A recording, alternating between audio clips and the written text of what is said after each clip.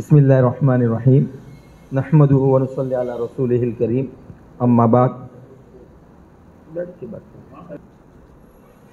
مولانا علی میاں ندوی رحمۃ اللہ علیہ کا بنگلور کے اندر ایک پروگرام تھا، اور اس پروگرام کے اندر جو قوم کا کریم طبقہ ہو سکتا ہے، علماء تھے، انجینئر تھے، ڈاکٹرز تھے، وکلاء تھے، جن کو قوم کا ایک خاص طبقہ کہا جاتا ہے، ان تمام کو جمع کیا گیا تھا۔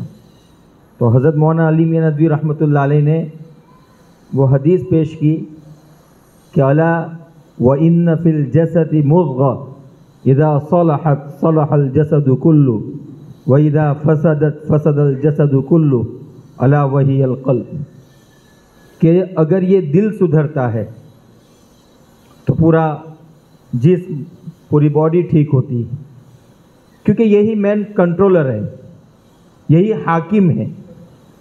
اور اگر اس میں فساد تو انسان کے اعمال میں بھی فساد ہوتا ہے۔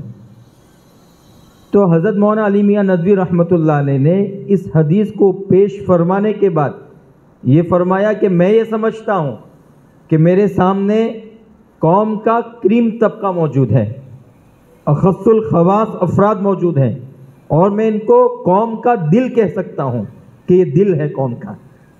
ان میں جس دن فساد آیا، پوری قوم میں فساد، ان میں صلاح، پوری قوم کی صلاح کی ضمانت ہے۔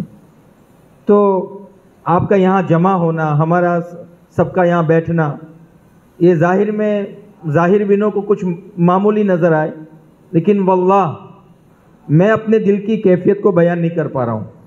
آپ میں سے ایک ایک فرد اس قوم کے لیے، اس امت مسلمہ کے لیے کتنا قیمتی ہے، بس کیا بیان کریں۔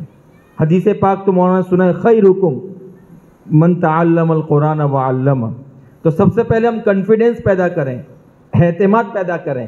آج کل لوگ علماء کی تعبیر، علماء کس کو کہتے ہیں، عالم کس کو کہتے ہیں، اس کے تعلق سے ہی اتنا اس کی اصطلاح کے بیان کرنے میں لوگوں نے اتنا کچرا کر دیا ہے کہ آج ہم کو یہ شک لگتا ہے پتہ نہیں ہم عالم ہیں کہ نہیں۔ صحیح ہے نا؟ پتہ نہیں عالم تو اس کو کہتے ہیں جس کو یہ معلوم ہو، عالم تو اس کو کہتے ہیں جس کو یہ بھی معلوم ہو، عالم فلاں کو کہتے ہیں۔ یہ سب عالم نہیں ہے، یہ تو سب ایسے ہی ہے۔ تو پہلے تو کانفیڈنس پیدا کریں۔ وہ بخاری اور مسلم کی روایت، خیرکم من تعلم القرآن وعلمہ۔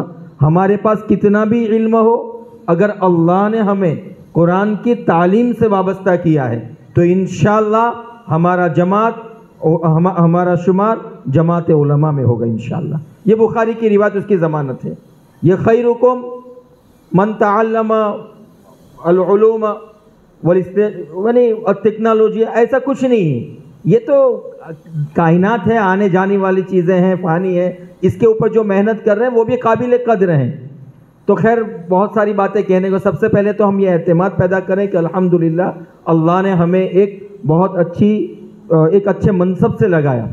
دوسری بات یہ کہ مولانا جو بما کنتم تعلمون الکتاب ولکن کونوا ربانیین، بما کنتم تعلمون الکتاب وبما کنتم تدرسون، کہ علماء ربانیین میں آپ کا شمار اور ہمارا شمار ہوگا انشاءاللہ۔ کیوں؟ بچوں کو پڑھانا، عبداللہ ابن عباس کی یہ روایت، اور یہ اسی ضمن میں حضرت کا یہ کہ الذین یعلمون الصغار قبل الکبار، جو چھوٹے بچوں کو تعلیم دیتے ہیں وہ بہت قیمتی افراد ہوتے ہیں۔ خیر یہ سب سے پہلے تو ہم کانفیڈنس پیدا کریں کہ الحمدللہ اللہ نے ہمیں تعلیم قرآن سے وابستہ کیا ہے، تو ہم اللہ کی طرف سے منتخب ہیں۔ اب دوسری بات کہ ہاں بالکل دوسری بات یہ ہے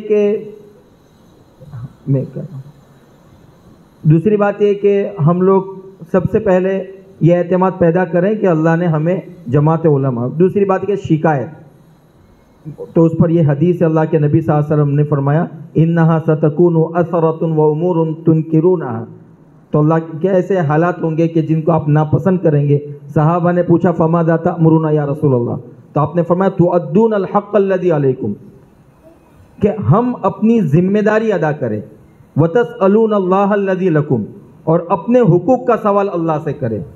اب ہمارے حقوق کیا ہیں، قوم ہمارے ساتھ کیا معاملہ کر رہی ہے، اس کو نظر انداز۔ آج شیطان کا سب سے بڑا فتنہ یہی ہے کہ آج جس کو دیکھو وہ یہی چرچا کر رہا ہے کہ علماء کی تنخواہ کم ہے، بیچارے علماء، بیچارے علماء۔ ان سے کہنا کہ آپ ہوں گے بیچارے۔ اللہ مولانا ولا مولا لکم، حسبنا اللہ ونعم الوکیل۔ جو قرآن کریم سے وابستہ ہو وہ بیچارہ ہوگا، وہ بے سہارا ہوگا۔ کبھی آپ نے کہا ہے کہ خباب بیچارے تھے، بلال بیچارے تھے، عمار بیچارے تھے، یاسر بیچارے تھے؟ ظلم و ستم کے آخری حد سے، آخری مرحلوں سے ان کو گزارا گیا۔ کوئی انہیں ناز اپنے جمال پر، مجھے فخر اپنے کمال پر، وہ ستم کی حد سے نکل گئے، میں وفا کی حد سے گزر گیا۔ تو ہم قوم سے کہیں کہ کوئی بات نہیں، آپ کو جتنا ستم کرنا ہے کریں۔ لوگ کہتے ہیں علماء کی تنخواہیں بڑھاؤ، ہم کہتے ہیں جی نہیں، علماء کے حوصلے بڑھاؤ، علماء کے حوصلے بڑھاؤ۔ علماء کی تنخواہیں وہ آپ جانیں۔ اللہ کے نبی صلی اللہ علیہ وسلم نے پیٹ پر پتھر باندھا تھا، اسی دن ہمیں یہ میسج مل گیا تھا کہ یہ قدم قدم بلائیں، یہ سواد کوئے جانا، وہ یہیں سے لوٹ جائے جسے زندگی ہو پیاری۔ اگر اس لائن میں آنا ہے تو فقر و فاقہ کے ساتھ آنا پڑے گا، پورے استغنا کے ساتھ آنا پڑے گا۔ قوم ہمارے ساتھ کیا معاملہ کر رہے ہیں اس کے چرچے کر کر کے ہم نے اپنی تعلیم کو برباد کر دیا اور اپنے بچوں کو کفر اور ارتداد کی کھائی میں پھینکنا گوارا کر لیا۔ آج یہ سارے تفسیریں آج سے ہم بند کر دیں، اور کوئی یہ کہے تو یہ کہیں کہ اللہ کے نبی صلی اللہ علیہ وسلم کے منصب پر ہیں تو میٹھا میٹھا ہف ہف، کڑوا کڑوا تھو تھو۔ اللہ کے نبی نے پتھر کھائے، اللہ کے اچھا وہ مولانا جب اقرا بسم ربک الذی خلق پڑھا اسی وقت یاد آیا کہ الرحمن علم القرآن۔ تو تعلیم میں رحمت کا مظاہرہ ہونا چاہیے، رحمت۔ آج تو یہاں پر غضب، غصہ، ناراضگی، پتہ نہیں کیسے کیسے معاملہ۔ ایک تو یہ کہ الرحمن علم القرآن، جب ہم قرآن کریم پڑھائیں تو اللہ کی صفت رحمت کا ظہور بندوں کے اعمال سے ہونا چاہیے، علماء اور اساتذہ کے اعمال سے اللہ کی صفت رحمت کا ظہور ہونا چاہیے۔ دوسری بات، اقرا بسم ربک الذی خلق خلق الانسان من علق اقرا وربک الاکرم۔ اللہ کے کون سے صفت کا تذکرہ ہوا؟ اکرم، یعنی یہاں کرم ہی کرم ہوگا، یہاں احترام ہی احترام ہوگا، یہاں لوگوں کے ساتھ حسن معاملہ کرنا پڑے گا۔ اور پھر یہ سوچ کر نہیں آئیں کہ بچے ہمارا آئیں گے تو ادب کرتے ہوئے آئیں گے اور ان کے والی پیرنٹس ہمارے ساتھ اچھا معاملہ کریں گے، ٹرسٹی ہمارے ساتھ اچھا معاملہ کریں گے۔ جی نہیں، ہر پھول کے ساتھ خار ہوتا ہے، اور یہ اللہ کی طرف سے امتحان ہے کہ اس لائن میں رہنا ہے تو سب کو برداشت کرنا پڑے گا۔ اس لیے آگے اقرا وربک الاکرم الذی علم بالقلم علم الانسان ما لم یعلم، آگے پڑھیے، کلا ان الانسان لیطغی ان رآہ استغنی ان الی ربک الرجعی رأیت الذی ینہی۔ یعنی یہ جو قوم ہوگی جب آپ تعلیم کے لیے بیٹھیں گے وہاں استغنا ہوگا، طغیانی ہوگی، مطلب ان کو اپنی ضرورت کا کوئی احساس نہیں ہوگا، استغنا برتیں گے۔ تو ہمیں کیا کرنا ہے؟ ان الی ربک الرجعی، ہمیں اپنے پروردگار کی طرف رجوع کرنا ہے اور لوگوں کو احساس دلانا ہے۔ تو خیر، لوگوں کی شکایتیں اور شکووں کو نظر انداز کر دیں، اس کو آج ہی سے نظر انداز کر دیں کہ جو ناچ نہ آئے تو آنگن ٹیڑھا، یہ ہمارے اردو کا محاورہ ہے۔ اللہ تعالیٰ نے ہم کو یعنی ایسا سمجھے کہ ہم کسی جگہ نوکری پر گئے تو اب یہاں کے بچے محنت نہیں کر رہے ہیں، شرارتی ہے، یہاں کے جو والی اور گارجین اور پیرنٹس ہیں وہ بد اخلاقی کرتے ہیں اور ہمیں صرف 1 گھنٹہ دیتے ہیں بچوں کے لیے، اور یہاں کے ٹرسٹی بھی ایسے ہیں۔ تو ایسا سمجھے کہ اللہ نے ہم کو اس کنڈیشن پر ہمیں یہاں پر رکھنے کے لیے موقع دیا ہے، یعنی یہ کنڈیشن، یہ شرط ہے کہ لوگ آپ کے ساتھ یہ معاملہ کریں گے، آپ برداشت کر سکیں گے، آپ بچوں کو پڑھائیں گے، یا صرف یہ کہہ کر کہ بچے وقت نہیں دیتے ہیں، ایسا کرتے ہیں تو ہماری تعلیم کمزور ہوگی۔ ہماری تعلیم کسی بھی حال میں کمزور نہیں ہونی چاہیے، بس چاہے بچہ 10 منٹ دے، چاہے بچہ 10 منٹ دے، ان کی کنڈیشن پر ہم کام کریں گے۔ سب سے پہلے آج یہ طے کریں انشاءاللہ، یعنی اقرا، مجھے تو آج یہ مضمون مولانا کے پڑھنے پر کھلا کہ ہم اقرا وربک الاکرم، الرحمن علم القرآن تو بیان کرتا رہا، لیکن آج اقرا وربک الاکرم، اللہ کی صفت اکرم کا تذکرہ ہوا، یعنی معلم کو پڑھاتے وقت اپنے کرم کا ظہور کرنا پڑے گا۔ اور دوسرا، ان الانسان لیطغی، کہ لوگ تو طغیانی، سرکشی اور فساد اور پتہ نہیں کیسا کیسا تمرد، کیسا بھی مزاج لے کر آئے، ہمیں کیا کرنا ہے؟ اخلاق کے ساتھ رہنا ہے، ہمیں ان کو پڑھانا ہے، کسی بھی حال میں ان کو بنانا اور سنوارنا ہے۔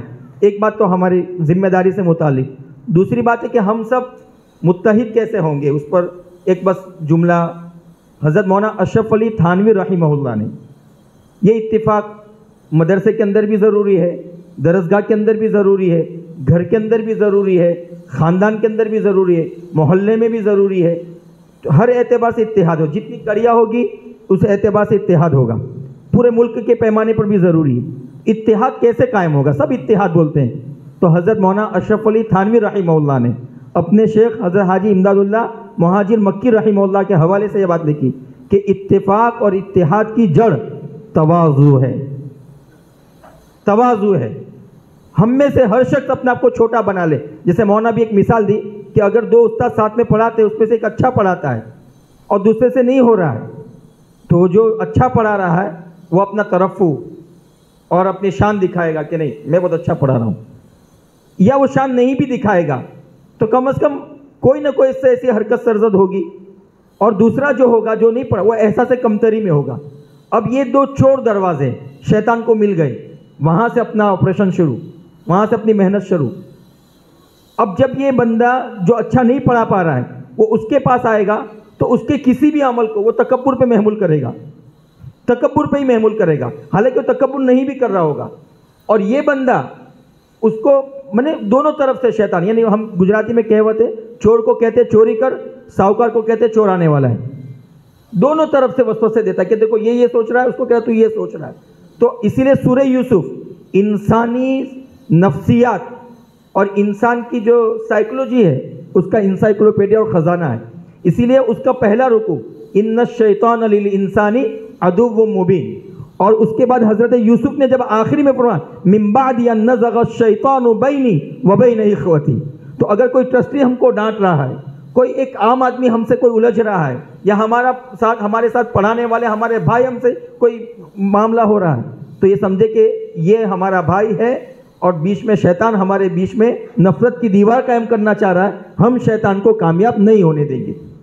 شیطان کے وساوس کو جس دن ہم نے سمجھ لیا اللہ کی رضا نصیب ہوگی انشاءاللہ، چھوٹا بننے کی توفیق ہوگی۔ تو جن کو بس ختم کر دو، تو جن کو اللہ نے اچھا سلیقہ دیا ہے، نوازا ہے، وہ اپنے آپ کو بالکل بچھا دے، بالکل بچھا دے، اور اس کے بعد اس کو ایسا لگے گا کہ میرے بچھنے سے لوگ میرے قدر نہیں کرتے ہیں، تب بھی وہ بچھا رہے، اپنی ناقدری کو برداشت کرے، یہاں تک کہ اللہ تبارک و تعالی لوگوں کے قلوب کو جوڑے گا انشاءاللہ۔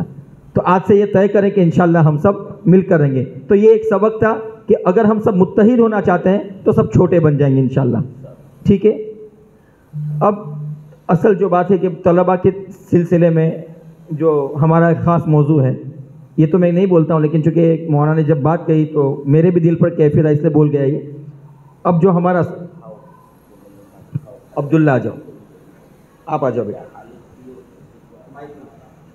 یہ جو طالب علم آپ کے سامنے کھڑا ہے ان کا نام محمد معاذ ہے، یہ پونا سے ہیں۔ ان کے بارے میں تمام اساتذہ، وہ پہلے جس مدرسے میں پڑھتے تھے، تمام اساتذہ نے، محتمم صاحب نے، سب نے فیصلہ کر کے ان کے والد کو بلایا کہ بچہ نہیں پڑھ سکتا ہے، اس کو آپ لے جاؤ۔ ہاں، اس کے بعد ہمارے استاد مولانا قاری خلیل اللہ پونا صاحب، ان کا فون آیا کہ ہم ایک طالب علم کو آپ کے پاس بھیجنا چاہتے ہیں۔ میں کہا ٹھیک ہے۔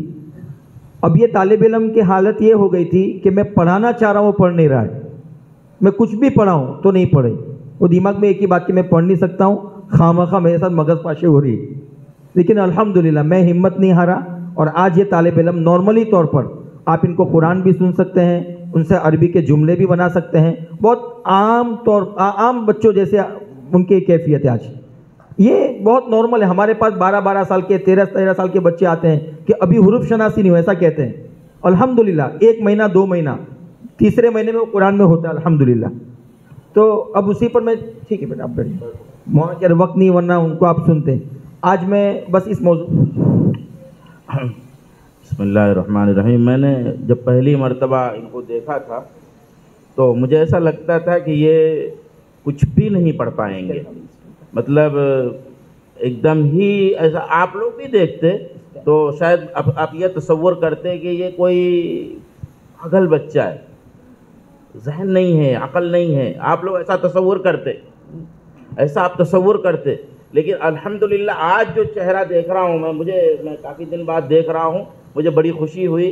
اور ماشاءاللہ ان کا ذہن کافی چل گیا، اور یہ اپنے آپ کو ایسا سمجھ لیجیے کہ انسان تصور کرنے لگے. شروع میں ایسا لگ رہا تھا کہ یہ اپنے آپ کو انسانی تصور نہیں کر رہے، اور آپ چہرہ دیکھتے نہ آپ پہچان نہیں سکتے آج اور اس وقت کے چہرے میں. یہ ہمارے مولانا کی محنت ہے. کس طریقے سے انہوں نے محنت کی ہے میں وہ اصل میں بتانا چاہ رہا ہوں. وقت زیادہ نہیں ہے لیکن خاص کریں گے انشاءاللہ. تھوڑا تو یہ عرض کر رہا تھا کہ یہ ایک نمونہ خالی ہم نے کہا کہ بھائی ایسے بہت نمونے ہیں الحمدللہ، بلکہ بہت سے بچے ایسے آتے ہیں جن کی زبانیں لکنت کرتی ہیں، بول نہیں پاتے ٹھیک سے، اور لگتا ہے کہ وہ کبھی سدھریں گے نہیں. الحمدللہ وہ بہترین قرآن پڑھ رہے ہیں، حافظ بھی ہو رہے ہیں. میں یہ سمجھتا ہوں کہ اللہ کی عطا کو ہم کیوں تنگ کر رہے ہیں؟ ہر بچہ حافظ ہو سکتا ہے. ہمارے یہاں لوگ کہتے ہیں کہ ہر آدمی مولوی نہیں بن سکتا ہے، وہ تو اللہ کی توفیق کے حساب سے ہے. ہر آدمی مومن نہیں ہو سکتا، یہ تو اللہ کی توفیق کا معاملہ ہے. لیکن ہمیں ہر آدمی کو مومن بنانے کی کوشش کرنا ہے. آئی بات سمجھ میں؟ تو ہم ہر بچے کو حافظ، ہر بچے کو عالم بنانے کی کوشش کرتے ہیں الحمدللہ. تو حسن کرم کے ساتھ یہ شکریہ بھی ہو قبول کہ اپنا سا کیوں نہ مجھ کو بنا کر چلے گئے. ہمیں ہر ایک کو اپنی طرح بنانے کی فکر کرنی ہے. خیر آج اس موضوع پر ہم گفتگو کرتے ہیں کہ ہم لوگ جو یہ سمجھتے ہیں کہ بچوں کا دماغ کمزور ہے، اس کی اصل کیا ہے. یہ بہت پیچیدہ مسائل ہے. آج کل لوگ جو انگریزی داں طبقے ہوتے ہیں وہ ہم سے یہ شکایت کرتے ہیں کہ اصل میں آج کی سائنس یہ کہتی ہے کہ آج جتنی چیزیں وہ برین اور دماغ سے تعلق رکھتی ہے، اور قرآن کریم نے ایمان اور ان سب چیزوں کا سرچشمہ قلب کو بتایا ہے. تو یہ کہاں دماغ اور کہاں قلب اور سینہ؟ قرآن نے وَلَكِنْ تَعْمَ الْقُلُوبُ الَّتِي فِي الصُّدُورِ، یہ سینے میں جو، تو یہ بہت سارے اختلافات ہیں، نفس، روح، ذہن، دماغ، قلب، بہت ساری پیچیدگیاں ہیں. ان سب سے آپ کو الجھانا نہیں چاہتا ہوں. میں بہت عام سی بات آپ کو کرتا ہوں کہ ہم جن بچوں کو کمزور سمجھتے ہیں وہ کیا ہے. سب سے پہلے سمجھو کہ ذہن میں اور حافظہ میں فرق ہے. جیسے ہم یہ سمجھتے ہیں کہ دیکھو ایک میموری ہوتی ہے، وہ میموری کسی کی 32 GB ہوتی ہے، 64 GB ہوتی ہے، 128 ہوتی ہے، TB میں ہوتی ہے. تو وہ اس طرح اللہ نے حافظے بنائے، کسی کا 32، کسی کا 64. یہ یاد رکھ لیتے تمام چیزوں کو، ایک وقت میں اتنی چیزیں اتنے ڈیٹا میں محفوظ ہوتی ہے، اور باقی جب ڈالنا ہو تو دوسرے بھولنے لگتے ہیں، ڈیلیٹ کرنی پڑتی ہے. تو ایک ہوتا ہے حافظہ، اور ایک ہوتی ہے ذہانت، فہم، فراست. تو یاد رکھیں کہ ہمارے پاس جو مسائل آ رہے ہیں وہ کون سے آ رہے ہیں؟ فہم کے، فراست کے مسائل آ رہے ہیں. اور اب میں ان پر ایک بات کہنا چاہتا ہوں کہ دیکھیں، یہ ہمارے آج کے جو انسان ہے وہ بھالو پر محنت کرتا ہے، کتے پر محنت کرتا ہے، شیر پر محنت کرتا ہے، سانپ پر محنت کرتا ہے، جانوروں پر محنت کرتا ہے. تو اس کو بھی اپنے اشاروں کا پابند کر دیتا ہے. ٹھیک ہے نا؟ تو ہمارے انسانوں میں سب سے پاگل ترین جو انسان ہوگا اس کا شعور اور اس کا سینس اس سے تو زیادہ ہی ہونا چاہیے نا. تو انسان محنت کر کے اس کو بھی کسی قابل بنا سکتا ہے، لیکن بس یہی کہہ دیتے ہیں کہ یہ کچھ کام کا نہیں. اب یہ سب بلائیں کہاں سے آ رہی؟ میں اس کو قرآن کریم سے نقل کرتا ہوں، اس کا علاج بھی بیان کر رہا ہوں. جن کو ہم کن ذہن کہہ رہے ہیں اس کا علاج اور اس کی وجہ، اسباب سب انشاءاللہ اسی آیت میں. واللہ اخرجکم من بطون امہاتکم لا تعلمون شیئا. واللہ اخرجکم، اللہ نے سب کو ماں کے پیٹ سے نکالا. لا تعلمون شیئا، اس حال میں کہ وہ کچھ بھی جانتے، تم کچھ نہیں جانتے تھے. اللہ نے جب ہم سب کو ماں کے پیٹ سے نکالا ہمیں کچھ علم تھا؟ تو لا تعلمون شیئا، ہمیں کچھ نہیں معلوم تھا. یہ بہت حساس موضوع ہے، بس 5 منٹ تھوڑا توجہ کریں. استغفار پڑھ لیں ہم سب، اللہ ہم سب کے لیے آسان فرمائے. تو لا تعلمون شیئا، ہمیں کچھ نہیں معلوم تھا. اب یہ علم آیا کہاں سے؟ تو وجعل لکم السمع والابصار والافئدہ، اللہ نے سمع، بصر اور فؤاد 3 چیزیں دی، یعنی کان، بصر آنکھ اور فؤاد قلب. یہ 3 چیزیں اللہ نے عطا فرمائی لعلکم تشکرون، تاکہ تم شکر گزار بنو. اب یہیں سے میں ایک بات کہتا ہوں کہ دیکھیں کہ جن بچوں کو علم نہیں مل رہا ہے تو اللہ نے اسباب علم کس کو بیان کیا؟ سمع، بصر اور فؤاد کو. تو اگر کوئی علم نہیں حاصل کر پا رہا ہے تو اللہ نے یہ چیزیں تو عطا فرمائی ہے، اس کے استعمال کی صلاحیت سے وہ بچہ محروم ہے۔ میں آپ کو سمجھاؤں کہ ہمارے گھروں میں بچے کچھ ہوتے ہیں، پیدا ہوتے ہی ہر چیز کو دیکھنے لگتے ہیں، ہر چیز کو دھیان سے سنتے ہیں، ٹھیک ہے نا، ہر چیز کو دیکھتے ہیں، ہر چیز کو سنتے ہیں اور بہت ایکٹیو ہوتے ہیں۔ تو ہم لوگ کہتے ہیں یہ بچہ بہت ذہین ہے۔ کیوں ذہین ہے؟ ہر چیز کو دیکھ رہا ہے، ہر چیز کو سن رہا ہے۔ تو وہ ہر چیز کو دیکھ رہا ہے، سن رہا ہے، اس کو دیکھ کر ہم اس کی ذہانت کا فیصلہ کرتے ہیں۔ اور بعض بچے ایسے ہوتے ہیں کہ ان کی نگاہیں پتھرائی ہوئی ہوتی ہے، آپ کچھ بولو تو بس توجہ نہیں کرتے ہیں، تو ہم کہتے ہیں اس کا دماغ تھوڑا سست ہے۔ یہی بات ہے نا؟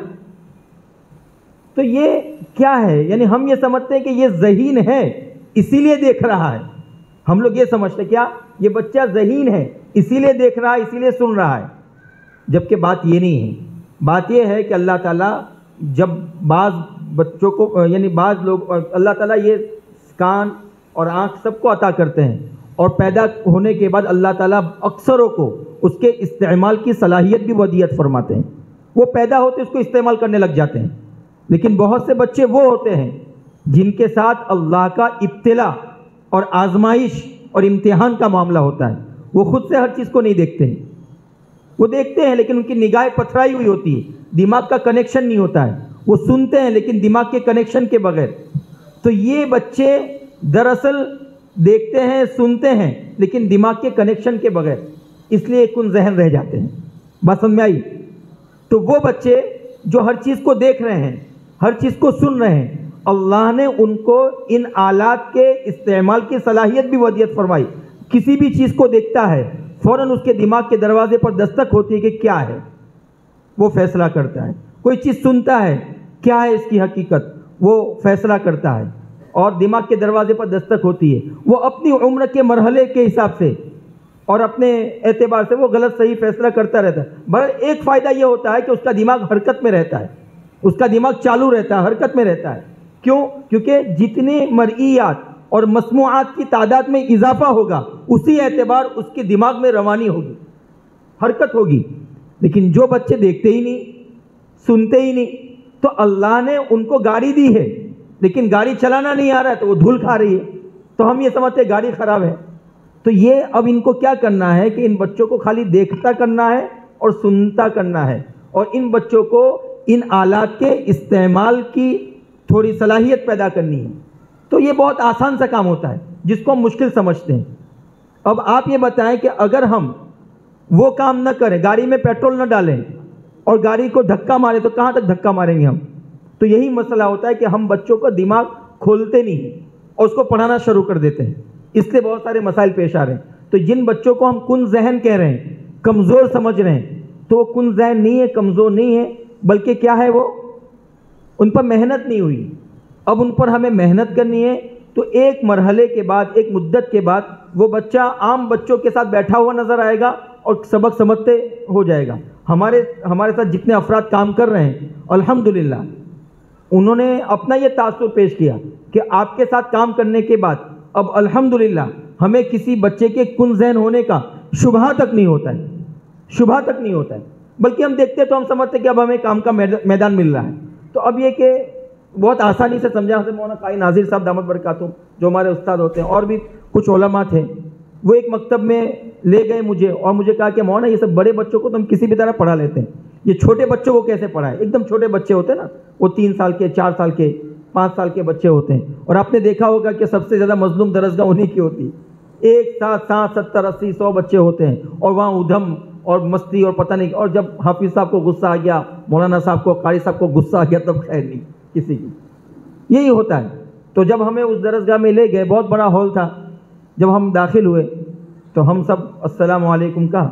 اب ظاہر بات ہے کہ ان بچوں کو کیا فرق پڑے، پرائم منسٹر آ جائے، انہیں کیا فرق پڑنا ہے، کوئی بھی آ جائے ان پر کوئی، تو بچے یعنی ایک درسگاہ کے اندر بہت سارے جلسے ہو رہے تھے، چھوٹے چھوٹے جلسے، کوئی مقرر تھا، کوئی صدر تھا، سب اپنے یہ مجلس لگائے ہوئے تھے، لیکن اللہ کی طرف سے کچھ بچے ایسے تو ہوتے ہی ہیں جو توجہ کرتے ہیں۔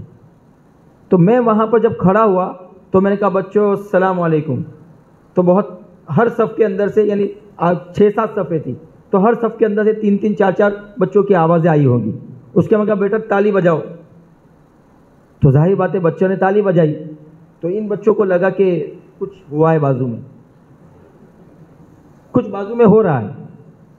اس کے بعد میں نے کہا کہ بیٹا زور سے ہنسو، تو ہنسنا شروع کیا۔ تو اب کیا یہ سب کون کرا رہا ہے؟ تو اب اس کا سر چشمہ اور اس کا مصدر تلاش کرنے لگے کہ یہ کہاں سے سب ہو رہا ہے، تو میں نظر آیا۔ ٹھیک ہے، اب میں کہتا ہوں بچوں مجھے دیکھو، ایسا کرو، کوئی نہیں دیکھتا مجھے۔ اب تمام بچوں کی توجہات میں نے حاصل کر لی۔ میں نے تھوڑی دیر تک بچوں کو کھیلا ہارر اسٹائل میں، تھوڑی آنکھیں سے نکالو اور تھوڑا زبان نکالو، کودو، ایسا کرو۔ بچوں کو مزہ آتا رہا، یہاں تک کہ ہر بچہ میری طرف متوجہ تھا۔ میں نے تھوڑی دیر کے بعد تمام جو حضرات علماء تھے ان سے پوچھا کہ ہر بچہ میری طرف متوجہ ہے؟ کہا کہ جی ہاں۔ کہا ہر بچہ مجھے دیکھ رہا ہے، سن رہا ہے اور میری چیزوں کو فالو کر رہا ہے؟ کہا جی ہاں۔ میں کہا اب میں ان کو پڑھا سکتا ہوں۔ ہم لوگ بچوں کی صلاحیتوں کو چھیننا چاہتے ہیں۔ مثلا مولانا قطب اللہ صاحب ہمارے دوست ہیں، میرے جیب کے اندر 2000 کا نوٹ ایسے ہی نکال دے، ناشتہ کرا دے، ٹھیک ہے برداشت کر لوں گا، لیکن یہ تو ہوگا نا، یہ کون سی انسانیت ہے؟ اور دوسرا تو ایک ہے کہ بھائی ذرا 2000 کی ضرورت ہے، دل سے نکال کے دوں گا، بہت تجربے ماشاءاللہ۔ تو خیر، بچوں کی صلاحیتوں کو ہمیں چھیننا نہیں۔ ہم مارتے ہیں، پیٹتے ہیں، ڈانٹتے ہیں، تو میرے پاس بہت، یعنی یہ میں ایک مجلس میں بول بھی نہیں سکتا ہوں اور میں کوئی فلسفی بھی نہیں ہوں۔ یہ سب چیزیں صرف دیکھنے سے تعلق رکھتی ہے۔ جب میں بچوں کو پڑھاؤں وہ منظر آپ دیکھیں بس۔ کل ہی رات کو ہمارے پاس اور علماء آئے تھے، ہاں انشاءاللہ جی، ہمارے پاس کل علماء کرام مغرب بعد تشریف لائے تھے، تو میں نے ایک جماعت کو بلایا، اور میرے یہاں کوئی ایسا یہ ہوتا نہیں کہ بچوں کو تیار کرتا ہوں، الحمدللہ کسی بھی بچوں کو آپ بلا لو، آپ کو کمزور نظر آئے گا، لیکن میں کہوں گا کہ اس کی پہلی کی صورتحال کیا تھی، اب کی کیا ہے، میں بتاؤں گا کہ یہ رزلٹ میں کیا تبدیلی آئی۔ کوئی بچہ کمزور نہیں ہوتا ہمارے یہاں، الحمدللہ سب بچے ٹھیک ہوتے ہیں۔ خیر، تو کل وہ تشریف لائے تو ایک بچی بالکل دھیرے سے بول رہی تھی، کچھ بھی پڑھ دے ایسا وہ نا منہ بند کی۔ تو میں نے کہا کہ اب کہ بیٹا تم دھیرے سے کیوں بول رہی ہو؟ تو اس کے ساتھ جو دوسری بچی تھی اس نے کہا کہ مولانا یہ بچی کبھی بھی، یہ لڑکی کبھی بھی زور سے نہیں پڑھتی، ہمیشہ دھیرے سے ہی پڑھتی۔